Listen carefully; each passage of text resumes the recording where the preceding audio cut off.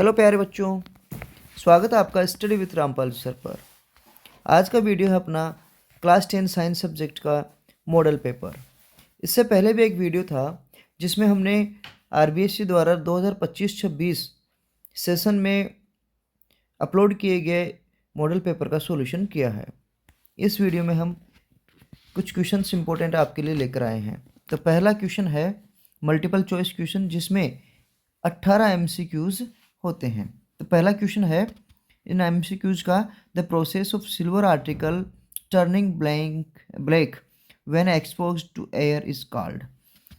यानी कि जब सिल्वर के आर्टिकल्स को एयर में एक्सपोज रखा जाता है तो वो काले कलर के या फिर वो ब्लैक हो जाते हैं, उसका कारण क्या है?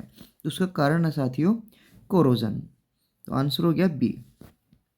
नेक्स्ट है ZnHCl, जो जिंक और हाइड्रोजन क्लोराइड है, इसकी रिएक्शन के द्वारा ZnCl2 बनती है और हाइड्रोजन गैस निकलती है। तो ये किस प्रकार की रिएक्शन का एग्जाम्पल है?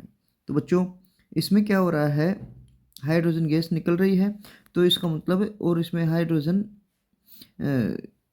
डिस्प्लेस हो गया, तो ये किस प्रकार की रिएक्शन हो गई? Displacement reaction. नेक्स्ट है an element S is malleable and a good conductor of heat. It does not react with dilute acids. Identify the element.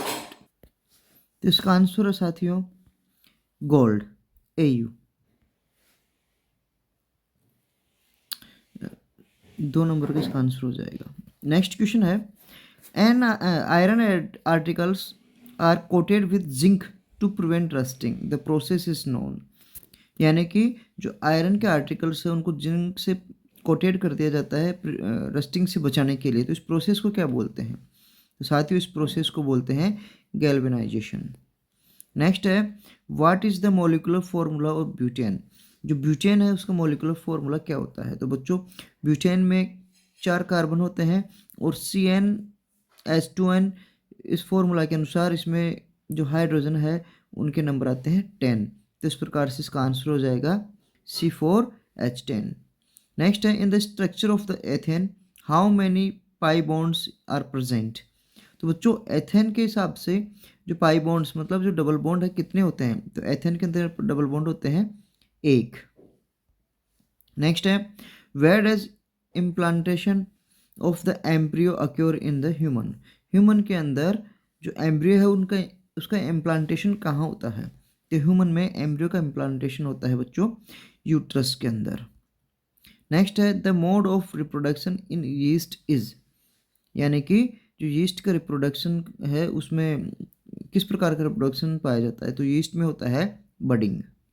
Next है which part of the brain control balance and posture. Brain का कौन सा part है जो body का control और उसके posture को कंट्रोल करने का काम करता है? तो उसका आंसर हो जाएगा बच्चों हिंड ब्रेन। नेक्स्ट है reflex are mainly formed in. तो रिफ्लेक्स आर्च कहाँ पाए बनता है मेनली? तो रिफ्लेक्स आर्च बनता है स्पाइनल कॉर्ड के अंदर। नेक्स्ट क्वेश्चन नंबर 11 है, फर्स्ट का 11 है the coloured part of the eye that controls the amount of light entering is. Eye का वो कलर्ड पार्ट कौन सा है जो, या उसका नाम क्या है, जो आई के अंदर लाइट के अमाउंट को एंटरिंग होने में क्या करता है? कंट्रोल करता है। तो उसका नाम है iris. The blue colour of the sky is due to. Sky का ब्लू कलर है वो किसके कारण होता है? तो आंसर हो गया बच्चों स्कैटरिंग के कारण। नेक्स्ट है कैलकुलेट द रेसिस्टेंस ऑफ 200 वाट और 220 वोल्ट हीटर। तो इसका रेसिस्टेंस कितना आएगा? तो इसका रेसिस्टेंस आता है बच्चों 242 ओम। नेक्स्ट द ऐसा unit of the electric current is. Electric current की ऐसा यूनिट क्या होती है? तो आंसर है ampere. Next the direction of the magnetic field inside the solenoid.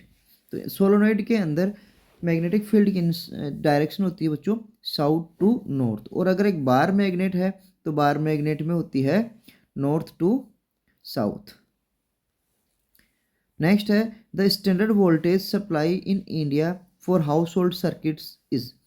जो भारत में इलेक्ट्रिसिटी सप्लाई होती है उसकी स्टैंडर्ड वोल्टेज कितनी है? तो भारत में स्टैंडर्ड वोल्टेज है उसकी 220 वोल्ट। नेक्स्ट क्वेश्चन है, according to the 10% law the energy transfer efficiency in food chain is, तो बच्चों उसका आंसर हो जाएगा 10%। Decomposers in an ecosystem are primarily, जो डिकम्पोजर्स है इकोसिस्टम में वो मुख्यतः कौन से होते हैं, तो वो होते हैं बच्चों बैक्टीरिया और फंजाई। तो ये इस प्रकार से हमारा पहला जो क्वेश्चन था एमसीक्यूज के, उसके 18 क्वेश्चन कंप्लीट होते हैं। नेक्स्ट है क्वेश्चन नंबर सेकंड, जिसमें 6 फिल इन द ब्लैंक्स है। तो देखो पहला, the atmosphere of planet, planet is mostly carbon dioxide with thick cloud of sulphuric acid. तो अपने जो ऐसा कौन सा प्लानट है जिसका एटमॉस्फेयर है उसमें थिक कार्बन डाइऑक्साइड के और सल्फ्यूरिक एसिड के क्लाउड्स होते हैं, तो उसका आंसर है वीनस। नेक्स्ट है, विनेगर कंटेन्स एसिड। तो विनेगर में कौन सा एसिड होता है, एसिटिक एसिड। नेक्स्ट क्वेश्चन है, the device use to measure electric potential difference is called. जो इलेक्ट्रिक पोटेंशियल डिफरेंस को मेजर करने के लिए जो डिवाइस यूज करी जाती है उसे वोल्टमीटर बोलते हैं। Next, the basic unit of evolution is, evolution की बेसिक यूनिट कौन सी होती है, स्पीसीज। ह्यूमन्स है ब्लैंक या 23 pairs of the chromosome, it means total number of chromosome होते हैं 46 और पेयर कितने हो गए 23। नेक्स्ट जो 6 नंबर का फिल इन द ब्लैंक है, स्पायरोगायरा रिप्रोड्यूस बाय। स्पायरोगायरा किसके द्वारा रिप्रोड्यूस करता है, तो उसका आंसर हो गया फ्रेगमेंटेशन। क्वेश्चन नंबर 3 है very short answer type question. इसमें 1 से लेके 12 very short answer type questions होते हैं। तो पहला क्वेश्चन है, right the chemical formula of washing soda. Washing soda का केमिकल फॉर्मूला क्या है, तो वाशिंग सोडा का केमिकल फॉर्मूला होता है बच्चों Na2CO3.10H2O। दूसरा है, name 2 universal indicators. 2 universal indicators के नाम बताइए। तो पहला है मिथाइल रेड और एक है फिनोफ्थलीन। थर्ड है, what is the nature of non metallic oxides. जो नॉन मेटेलिक ऑक्साइड्स है उसकी नेचर कैसी होती है, तो आंसर हो जाएगा acidic. Next, the bending of plant shoots towards light is called. जो प्लांट शूट्स है उसकी लाइट की तरफ बेंडिंग है उसे क्या कहते हैं, तो उसे बोलते हैं phototropism. Next, define synapse. Synapse को डिफाइन करना। तो स्नैप्स क्या होता है, the junction between 2 neurons where nerve impulse are transmitted. तो स्नैप्स वो जंक्शन होता है 2 न्यूरॉन्स के बीच में जहाँ पर इम्पल्स एक दूसरे में ट्रांसफ़र या ट्रांसमिट किए जाते हैं। इसी का 6th क्वेश्चन है, what is the genotype ratio of the F2 generation in of A dihybrid cross. Dihybrid cross का जीनोटाइप रेशियो क्या होगा F2 जनरेशन के अंदर, तो वो होता है बच्चों 9:3:3:1। और डाईहाइब्रिड की जगह सिंगल हाइब्रिड होता है तो उसमें होता है 1:2:1। The genetic makeup of an organism, sorry what is the genotype. तो जीनोटाइप क्या होता है, जेनेटिक मेकअप होता है एक ऑर्गेनिज्म का, कि किस प्रकार से उसका जो जेनेटिक या आनुवांशिक रूप से वो बना हुआ है। नेक्स्ट है, define focal length of lens. जो लेंस की फोकल लेंथ क्या होती है, तो क्योंकि देखो अपना क्वेश्चन क्या होता है वेरी शॉर्ट आंसर टाइप है ना, तो इसमें आप 1 वर्ड में या फिर एक सेंटेंस के अंदर अपना आंसर कंप्लीट कर सकते हैं। तो इसका आंसर हो जाएगा अपना जो फोकल लेंथ का, तो the distance between the optical centre of the lens and its principal focus. जो अपना जो लेंस है उसका जो ऑप्टिकल सेंटर है इसके और इसके जो एफ है फोकल लेंथ, इसके बीच की जो डिस्टेंस है वो क्या कहलाती है, उसकी फोकल लेंथ कहलाती है। नेक्स्ट है, स्टेट किरचॉफ्स वोल्टेज लॉ। जो किरचॉफ्स वोल्टेज लॉ है उसको सत्यापित करना है, उसको बताना है। तो देखो algebraic sum of all voltage around a closed loop is circuit in A circuit is 0। यानी कि जो एल्जेब्रिक सम होता है पूरे वोल्टेज सर्किट का वो क्या होता है 0। तो where why are magnetic field lines closed curve.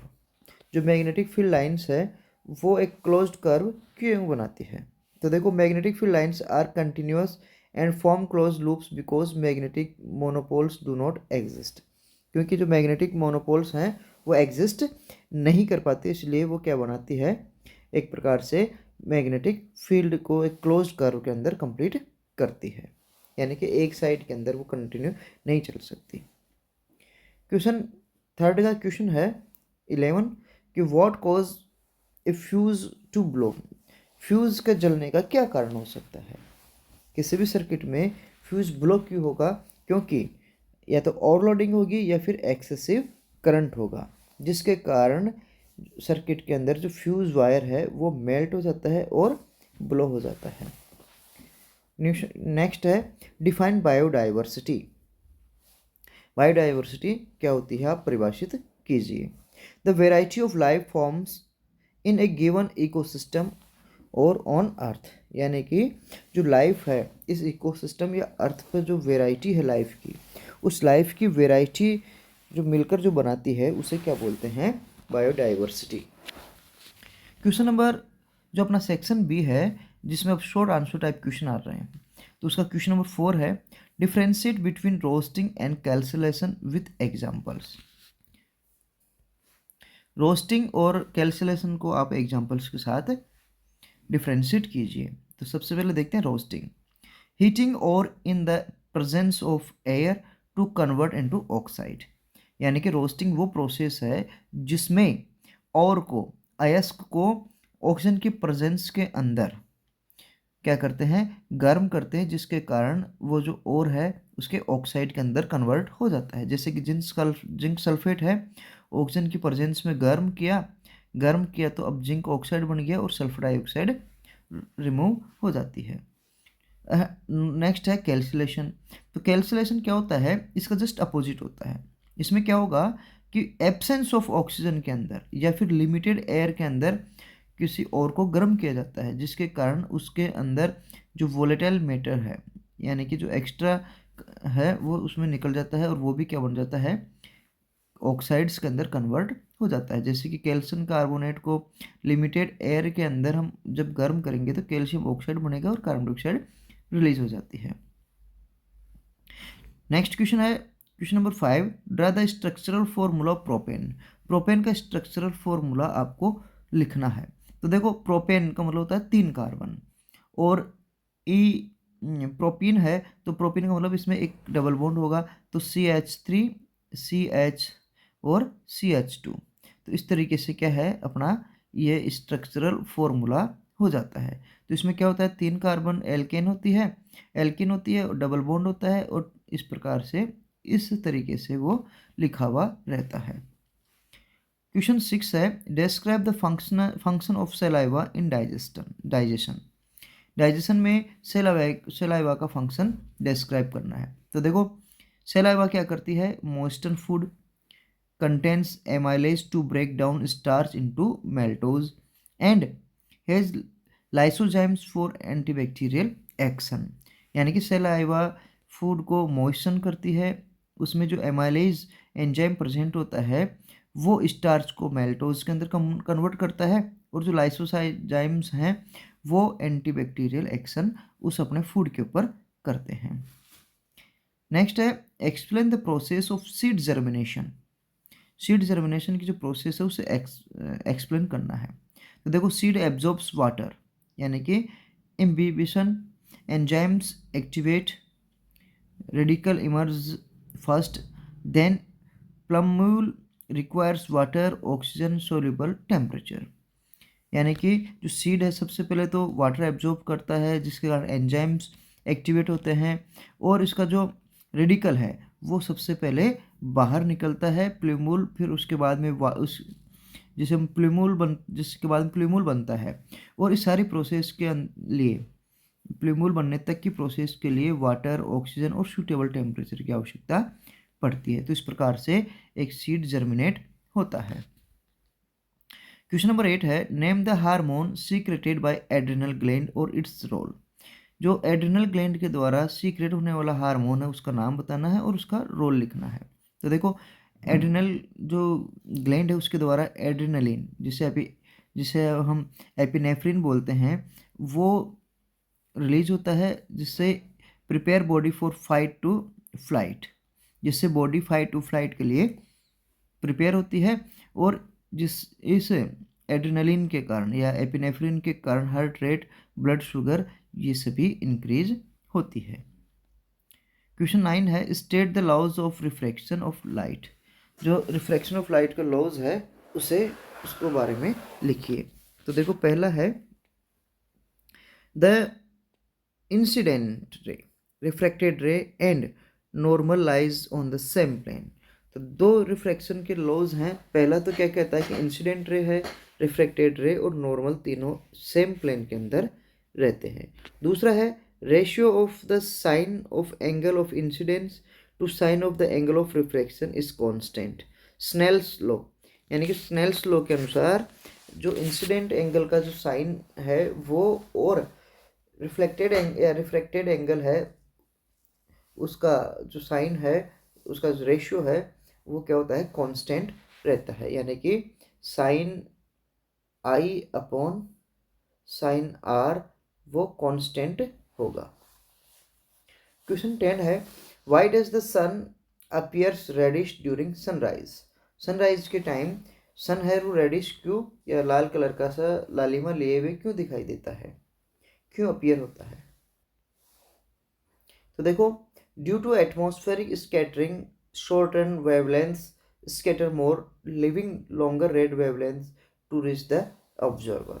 यानी कि एटमॉस्फेरिक जो स्कैटरिंग ऑफ लाइट है उसके कारण शॉर्टन जो वेवलेंथ की लाइट है वो ज़्यादा स्कैटर होती है, जबकि जो लॉन्गर वेवलेंथ की लाइट है वो कम स्कैटर होगी, जिसके कारण जो वो लॉन्गर वेवलेंथ वाली रेड लाइट है वो हमारे आंखों के पास या ऑब्जर्वर के पास में वो पहुंच पाती है, जिसके कारण जो सनसेट के टाइम या सनराइज के टाइम दोनों ही टाइम सन है वो रेडिश दिखाई देता है। Draw the circuit diagram for resistance in parallel. Parallel में लगे रेसिस्टर्स के लिए आपको सर्किट डायग्राम बनाना है।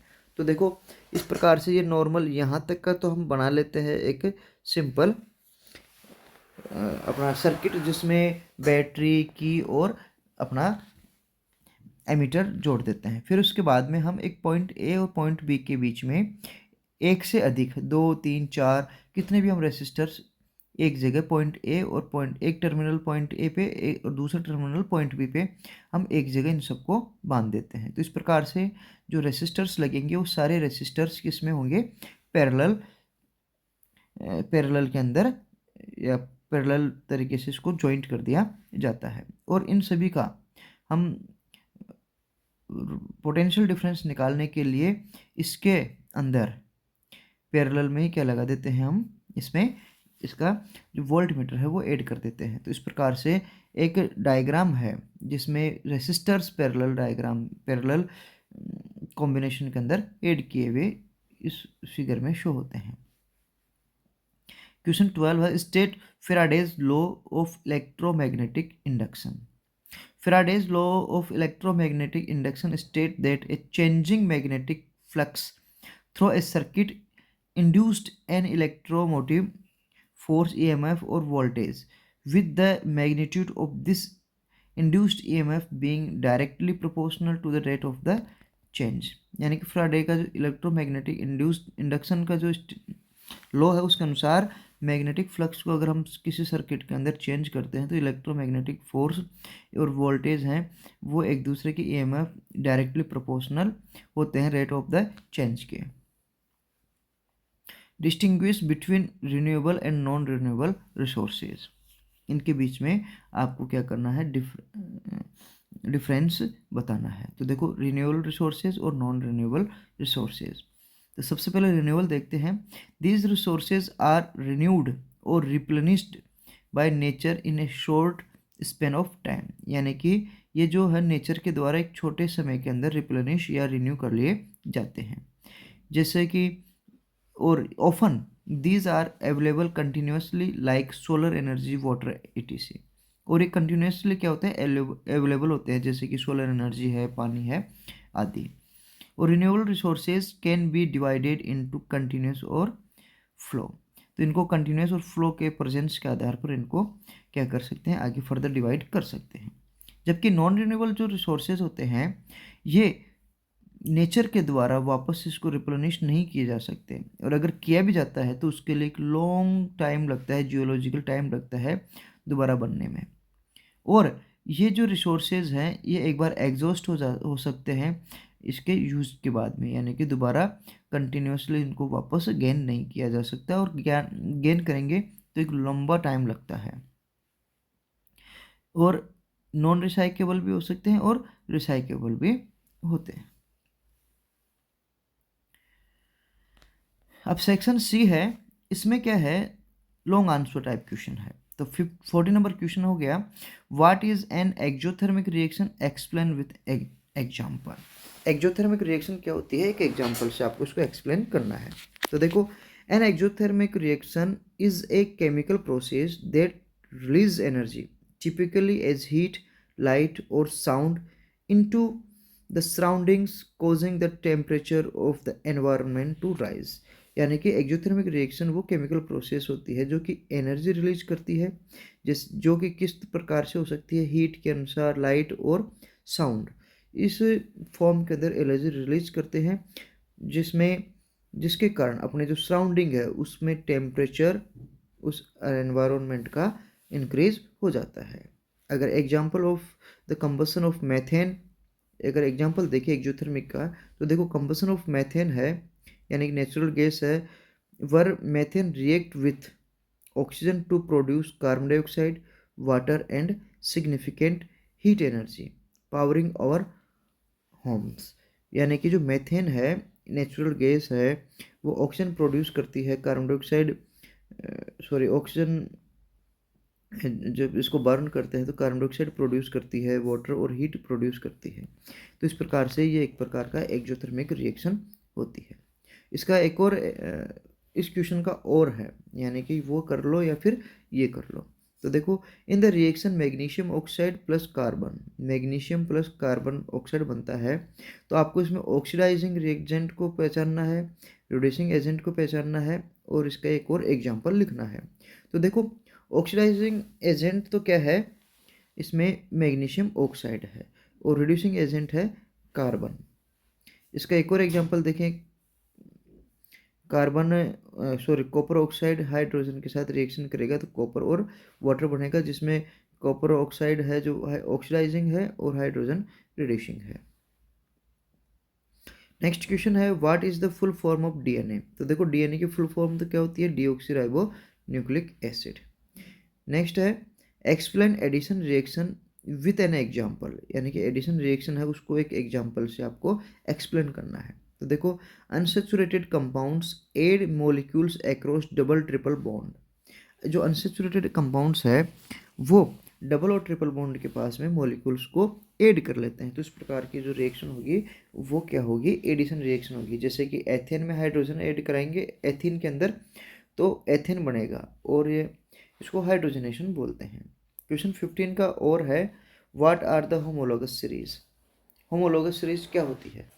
तो देखो, series of compounds with the same functional group, यानी कि सेम फंक्शनल ग्रुप का जो सीरीज है कंपाउंड्स की, जिसमें जो केमिकल प्रॉपर्टीज भी क्या होती है, सेम होती है, लेकिन उनका जो मास होता है वो मास में CH2 से मास के अनुसार डिफरेंस उसके अंदर आता है, CH2 के मास के डिफरेंस के बराबर।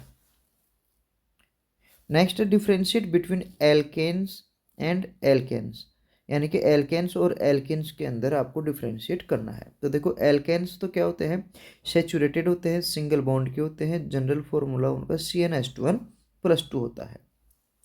जबकि अनसेचुरेटेड होते हैं उसमें डबल बॉन्ड होते हैं, और ये एल्कीन्स होते हैं वो अनसेचुरेटेड होते हैं, डबल बॉन्ड होते हैं, और उनका जो जनरल फॉर्मूला होगा वो होगा CnH2n। फिर नेक्स्ट 60 नंबर क्वेश्चन है, व्हाट इज कॉन्ट्रासेप्शन, यानी जो कॉन्ट्रासेप्शन है वो क्या है। तो contraception is the act of preventing pregnancy, जो गर्भ निरोधन है उसको, प्रेगनेंसी को रोकने को कॉन्ट्रासेप्शन बोलते हैं। तो this is this can be a device. ये जो कॉन्ट्रासेप्टिव चीज़ें हैं, डिवाइस भी हो सकती है, मेडिकेशन भी हो सकता है, या फिर प्रोसीजर, या एक प्रोसीजर भी हो सकता है, या फिर एक बिहेवियर। इन सभी चीज़ों से मिलकर कॉन्ट्रासेप्शन इसमें हो सकता है। सेकंड है डिस्क्राइब द मेंस्ट्रुअल साइकिल।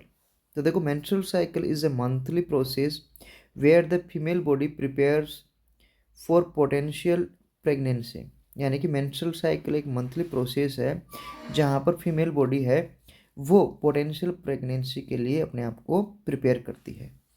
ये इन्वॉल्विंग हार्मोनल चेंज है, वो इसके साथ इन्वॉल्व होते हैं। इसमें क्या होगा, रेगुलेट एग रिलीज, जो हार्मोनल चेंज है वो एग रिलीज करने के लिए, रेगुलेट या ओवुलेशन के लिए इसको स्टिमुलेट करते हैं। और यूटेराइन लाइनिंग है उसमें चेंजेज आते हैं जिसके कारण जो लास्टिंग, और ये जो मेंस्ट्रुअल साइकिल है 24 से 38 नहीं है, इसमें 28 डेज है, इसके अंदर हो जाता है।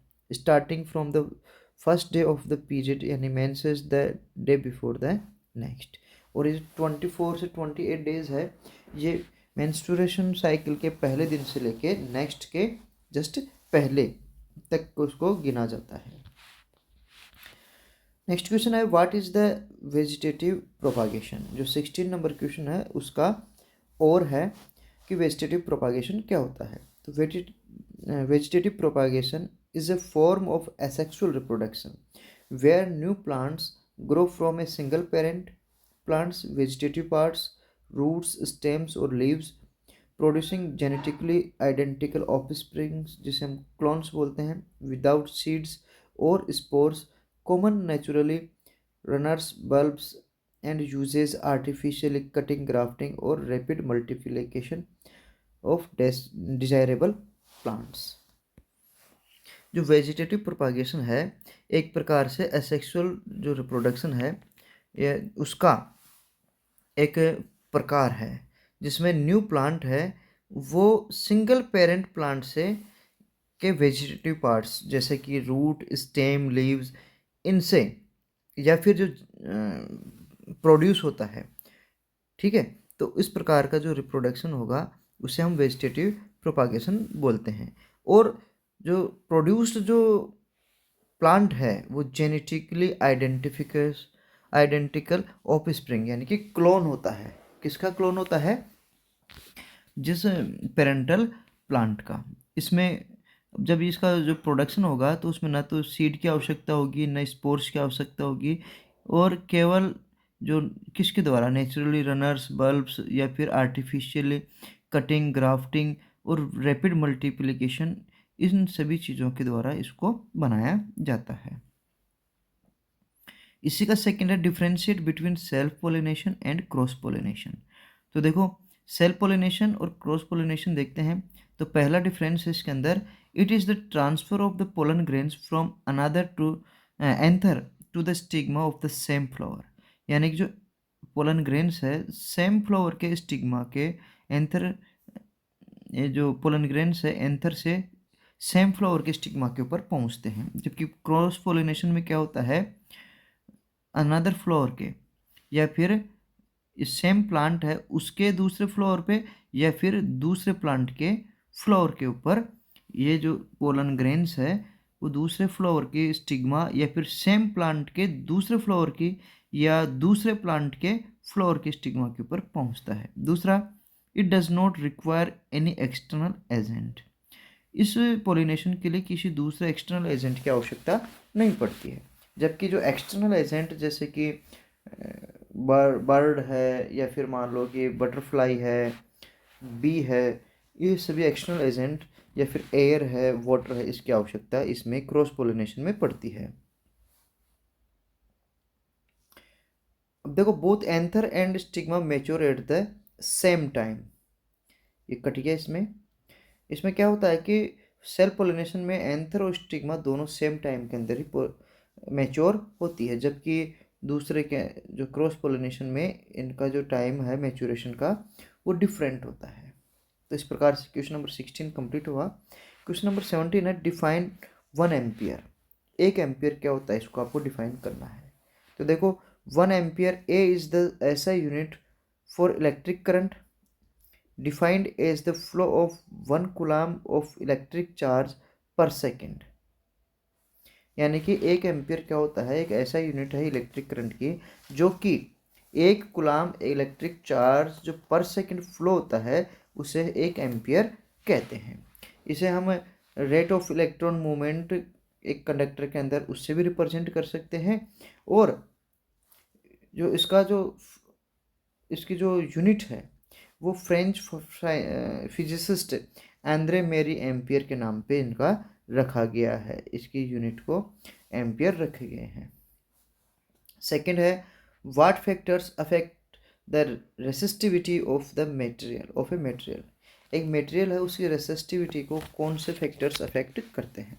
तो देखो, the resistivity of a material is primarily affected by the its nature of और टाइप। किसकी, जो मटेरियल है रेसिस्टिविटी उसको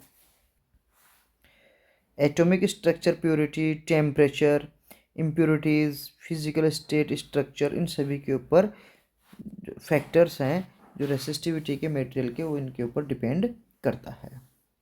इसी का जो और है वो क्या है, व्हाट इज़ इलेक्ट्रिक पावर।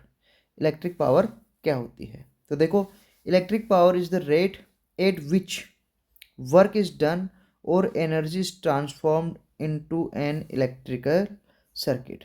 यानी कि इलेक्ट्रिक पावर एक रेट है जिसके अंदर कोई एनर्जी जो ट्रांसफॉर्म होती है, वर्क डन, या उसे हम क्या बोलते हैं, इलेक्ट्रिक सर्किट के अंदर उसकी पावर बोलते हैं। तो इसका फॉर्मूला होता है P = V प्रोडक्ट I, यानी कि पावर है वोल्टेज और करंट के प्रोडक्ट के इक्वल होता है। यहाँ जो V है वो I² भी लिख सकते हैं VI को, या फिर P = V² इसका आंसर। तो इस प्रकार से जो ओम्स लॉ के अनुसार जो R है वो इसका रेजिस्टेंस होता है। नेक्स्ट क्वेश्चन है 10 ohm resistor dissipate 400 joule in 20 seconds, find the current through it। यानी कि एक रेसिस्टर के अंदर 100 ओम का जो रेसिस्टर है उसके अंदर से 400 जूल की इलेक्ट्रिसिटी 20 सेकंड के अंदर प्रोवाइड होती है, तो उसमें उसकी जो करंट है उसमें कितनी होगी। तो देखो, हम यहाँ ई एनर्जी कितनी है 400 जूल, टाइम टी दिया हुआ है 20 सेकंड, और उसका रेसिस्टेंस दिया हुआ है 100 ओम। तो हम जानते हैं कि P = E/T। तो E/T के हिसाब से निकालेंगे तो उसकी पावर हो जाएगी 20 वोल्ट, और उसकी पावर 20 वोल्ट है। तो इसका जो इलेक्ट्रिक करंट निकालना है तो हम जानते हैं कि P = I²R। हम अब I को इधर ले लेंगे तो ये इस साइड में जाएगा तो P/R हो जाएगा, और उसका स्क्वायर को उठाएंगे तो यहाँ पर रूट में लग जाएगा। तो 20/100 इस तरीके से निकालेंगे तो 0.2 एम्पियर या फिर 0.447 एम्पियर इसका आंसर हो जाएगा। डी सेक्शन है ऐसे टाइप क्वेश्चन, इसमें 3 क्वेश्चन आते हैं। तो पहला क्वेश्चन है how does plaque formation lead to tooth decay.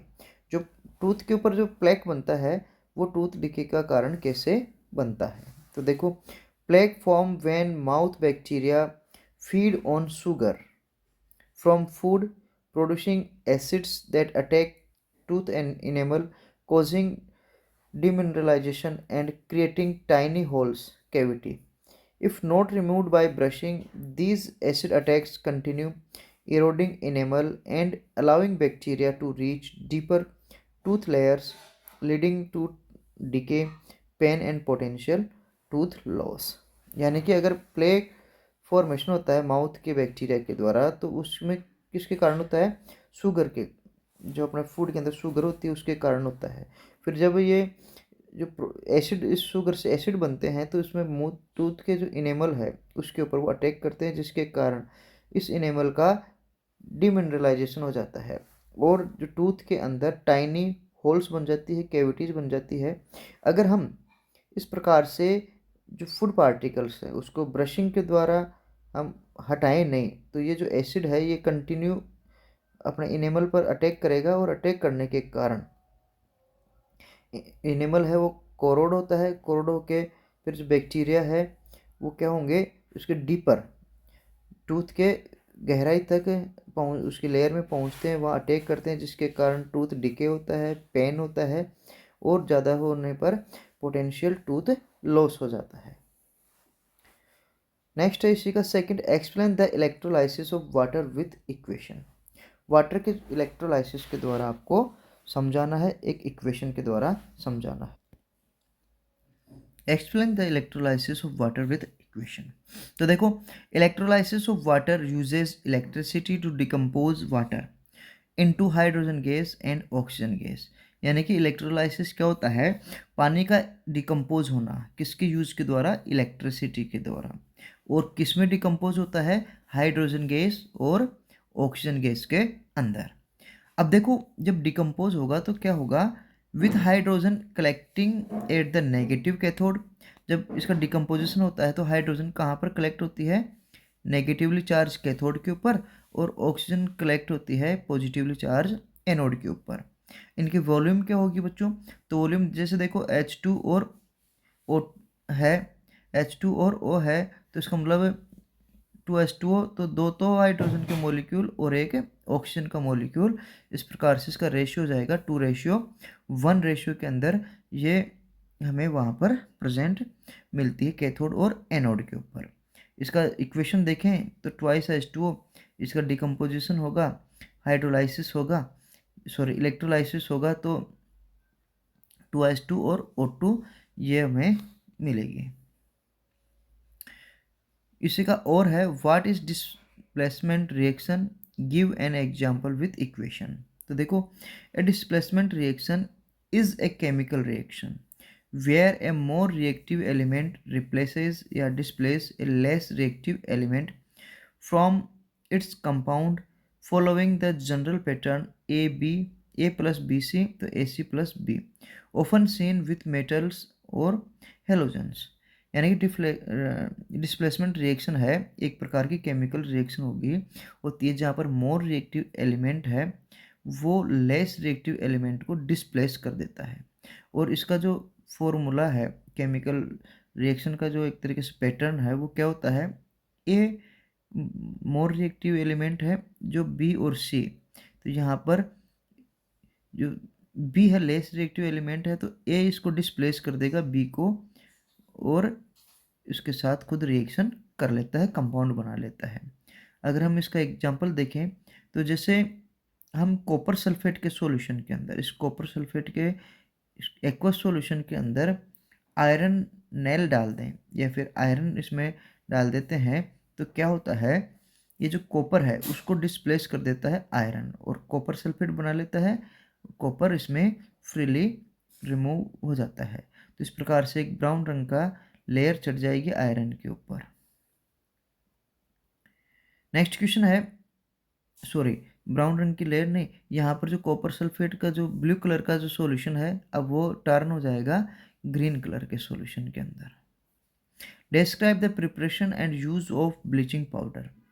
तो प्रिपरेशन ऑफ ब्लीचिंग पाउडर, देखो इसके रिएजेंट्स क्या क्या होते हैं, रिएक्टेंट्स क्या क्या होते हैं, ड्राई सेलेक्ट लाइम जिसे हम कैल्शियम हाइड्रोक्साइड बोलते हैं, और क्लोरीन गैस होती है, जिसको अपन इस क्लोरीन गैस को ड्राई सेलेक्ट लाइम यानी कि कैल्शियम हाइड्रोक्साइड के ऊपर से पास करते हैं, जिस एक कंट्रोल्ड एनवायरनमेंट के अंदर, और क्या मिलता है फिर बाद में ब्लीचिंग पाउडर मिलता है। तो देखो कैल्शियम हाइड्रोक्साइड है, इसके ऊपर से क्लोरीन गैस पास करेंगे तो ये हमारे पास ब्लीचिंग पाउडर आएगा।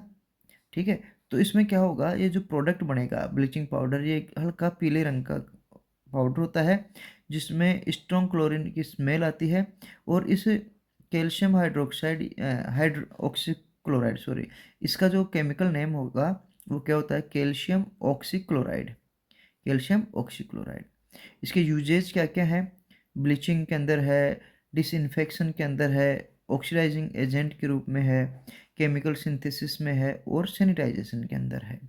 तो देखो ब्लीचिंग में तो टेक्सटाइल इंडस्ट्रीज़ के अंदर, कॉटन और लिनन इन सभी के अंदर, और पेपर इंडस्ट्रीज के वुड पल्प बनाने के अंदर ही काम में आता है।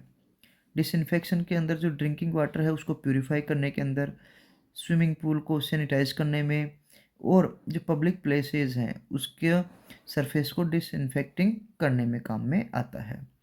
ऐसे ही ऑक्सीडाइजिंग एजेंट है, ये इसमें वेरियस जो केमिकल इंडस्ट्रीज़ है उसका स्ट्रॉन्ग ऑक्सीडाइजिंग एजेंट के रूप में भी इसका यूज़ किया जाता है। ऐसे ही जो केमिकल सिंथेसिस है वो एक प्रकार से ये भी एक स्ट्रॉन्ग रिएजेंट के रूप में, जिसमें क्लोरोफॉर्म बनाने के लिए इसका यूज़ किया जाता है। फूड को क्लीनिंग ऑफ फूड के प्रिपरेशन के लिए भी एक प्रकार से प्रिजर्विंग में भी इसका सैनिटाइजेशन के रूप में इसका यूज़ किया जाता है। क्वेश्चन नंबर 19 है डिफाइन न्यूट्रिशन। न्यूट्रिशन क्या होता है, इसको आपको डिफाइन करना है। तो देखो, nutrition is the process by which living organism take in, absorb and use food nutrition for energy, growth, repair, and maintain life, involving intake, digestion, and utilization of essential substances like protein, carbohydrate, fat, vitamins, and minerals to support all um, bodily functions and oral health। यानी कि nutrition है किसका, जो living organism है उसमें जो nutrition है उस किस प्रकार से होता है, एब्जॉर्प्शन के द्वारा भी हो सकता है या फिर फूड को इंटेक करके भी होता है। इसमें इस न्यूट्रिशन के द्वारा एनर्जी मिलती है ग्रोथ के लिए, रिपेयर के लिए या फिर अपनी जो लाइफ है उसको मेंटेन रखने के लिए। और इस न्यूट्रिशन में intake, digestion, utilization of essential substance, ये सभी चीज़ें इसमें इन्वॉल्व होती है। और इसमें किस किस चीज़ का यूटिलाइजेशन होता है, प्रोटीन, कार्बोहाइड्रेट, फैट, विटामिन्स और मिनरल्स का। ये सभी मिलकर बॉडी के फंक्शंस को और ओवरऑल हेल्थ को सपोर्ट करते हैं। नेक्स्ट क्वेश्चन है explain the process of photosynthesis. Photosynthesis के प्रोसेस को आपको एक्सप्लेन करना है। तो देखो, photosynthesis is how plants use sunlight, water and carbon dioxide to make their food, glucose and release oxygen, occurring in two main stages within chloroplast. Light dependent reaction capturing light energy to split water make ATP and NADP release oxygen in the thylakoid, and light depending independent reaction Calvin cycle in the stroma using ATP and NADPH to convert CO2 into glucose। यानी कि photosynthesis एक प्रकार की process है जिसमें plants हैं वो sunlight, water और कार्बन डाइऑक्साइड का यूज़ करते हैं और अपना फूड ग्लूकोज बनाते हैं और ऑक्सीजन रिलीज करते हैं। और इस सारी प्रोसेस के लिए मुख्यतः दो स्टेज होती है और दोनों स्टेज कहाँ होती है, क्लोरोप्लास्ट के अंदर। अभी दो स्टेज कौन कौन सी है, पहली है लाइट डिपेंडेंट रिएक्शन जिसमें कैप्चरिंग ऑफ लाइट एनर्जी होता है, और इस कैप्चरिंग ऑफ लाइट एनर्जी के कारण वाटर को स्प्लिट किया जाता है, तोड़ा जाता है हाइड्रोजन और मैं तोड़ के क्या बनाई जाएगी, एटीपी या फिर एनएडीपीएच, और ऑक्सीजन रिलीज करी जाती है। और ये जो स्प्लिटिंग ऑफ वाटर या फिर लाइट डिपेंडेंट रिएक्शन है वो थैलेकोइड के अंदर होती है। जबकि दूसरी जो रिएक्शन है वो है लाइट इंडिपेंडेंट रिएक्शन जिसे केल्विन साइकिल कहते हैं, और ये क्लोरोप्लास्ट के स्ट्रोमा पार्ट के अंदर होता है। और इसमें क्या होगा, एटीपी और एनएडीपी जो बना है उससे कन्वर्ट करी जाती है कार्बन डाइऑक्साइड उसके द्वारा एनएडीपीएच और एटीपी का यूज करके इस जो कार्बन डाइऑक्साइड बनी थी उसको ग्लूकोज के अंदर कन्वर्ट किया जाता है। और ओवरऑल इसकी जो रिएक्शन होगी वो कैसी होती है, CO2H2O लाइट एनर्जी, C6H12O6 और O2, साथ के साथ 6H2O भी वाटर वेपर के रूप में निकलते हैं। अपना जो ह्यूमन हार्ट का डायग्राम बनाना है, तो बच्चों ये ह्यूमन हार्ट का डायग्राम मोस्ट इम्पोर्टेंट है, ये आपको आना चाहिए। नेक्स्ट क्वेश्चन है व्हाट आर हार्मोन्स। हार्मोन्स क्या होते हैं, तो देखो हार्मोन्स आर केमिकल मैसेंजर्स होते हैं जो कि एंडोक्राइन ग्लैंड्स के द्वारा प्रोड्यूस होते हैं, जैसे पेंक्रिया है, थायराइड ग्लैंड है, इनके द्वारा। और ये ब्लड स्ट्रीम के अंदर डायरेक्टली उसके द्वारा टिश्यू तक पहुंचाया जाता है, टिश्यू से ऑर्गन्स, और नियरली जहां पूरी बॉडी प्रोसेस रेगुलेट करती है वहां पर पहुंचाया जाता है।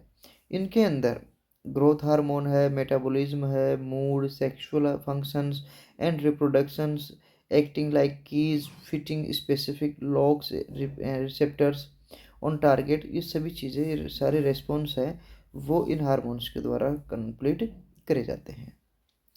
नेक्स्ट है describe the role of kidney in the excretion. Excretion में किडनी का रोल एक्सप्लेन करना है। तो देखो, the kidney's role in excretion is to filter waste, toxin and excess water from the blood to form urine, maintaining the body's internal balance, hemostasis hemostasis। यानी कि kidney है वो, उसका रोल होता है एक्सक्रेशन, उत्सर्जन करना, किसका, फिल्टर वेस्ट का, टॉक्सिन्स का, एक्सेस वाटर का ब्लड स्ट्रीम के अंदर से, और यूरिन का, जिसके द्वारा जो बॉडी का जो इंटरनल बैलेंस है, होम्योस्टेसिस है, वो बैलेंस रहे। They achieve this through millions of the tiny filtering units called nephron. और ये सभी किसके द्वारा होती है, किसके द्वारा अचीव की जाती है, टाइनी जो फिल्टरिंग जो यूनिट्स हैं जैसे नेफ्रॉन्स हैं उनके द्वारा। और इसमें क्या क्या, इस नेफ्रॉन्स के द्वारा क्या होता है, फिल्ट्रेशन होता है, रीएब्जॉर्प्शन होता है, और नीडेड सब्सटेंस है उनका, और जो सीक्रेशन किसका होता है, अनवांटेड सब्सटेंस का। इसके द्वारा regulating fluid volume, electrolytes level, और पीएच, जो ब्लड के अंदर जो पीएच है वो भी इसके द्वारा मेंटेन करी जाती है। नेक्स्ट है draw the level diagram of human आई। तो ये आपका ह्यूमन आई का एक लेवल डायग्राम है, ये बहुत इंपॉर्टेंट है परीक्षा की दृष्टि से, ये भी आपको आना चाहिए। नेक्स्ट क्वेश्चन नंबर 20 है differentiate between real and virtual image. तो देखो, रियल और वर्चुअल इमेज में के बीच में डिफरेंस क्या होगा, तो रियल इमेज और ये इधर है वर्चुअल इमेज। तो रियल इमेज क्या होती है, light rays actually meet to form a real image. यानी कि इसमें इमेज बनाने के लिए जो लाइट रेज है वो एक्चुअल में आके मिलती है, जबकि इसमें वर्चुअली मिलती है, यानी कि मिलती हुई प्रतीत होती है। दूसरा है image is generally inverted. Real image होगी वो मुख्यतः या सामान्यतः कैसी होती है, इन्वर्टेड होती है, जबकि जो वर्चुअल इमेज होती है वो इरेक्ट होती है। ये जो रियल इमेज है उसको स्क्रीन के ऊपर ऑब्टेन किया जा सकता है, जबकि वर्चुअल इमेज को स्क्रीन के ऊपर ऑब्टेन नहीं किया जा सकता। This image is in front of mirror and behind the lens. और जो इमेज है वो मिरर के या उसके सामने या फिर उसके पीछे बनती है, जबकि इसमें क्या होती है, हमेशा मिरर के सामने बनती है। We can reach to it, और हम है ना रियल इमेज के पास में पहुंच सकते हैं, यानी कि उसको देख सकते हैं कि हाँ यहाँ बन रही है, जबकि जो वर्चुअल इमेज है उसके पास हम पहुंच नहीं सकते। क्वेश्चन 20 का सेकंड है ड्रॉ ए रे diagram for image formation by a convex lens when object is beyond 2f। एक लेवल डायग्राम बनाना है जिसमें ऑब्जेक्ट है 2f से दूर रखा हुआ है। तो देखो, the image formed by convex lens when the object is placed beyond 2f is real, real हो गई, इन्वर्टेड हो गई, स्मॉल हो गई, या डिमिनिश हो गई, और located between f and 2f, इनके बीच में बनती है।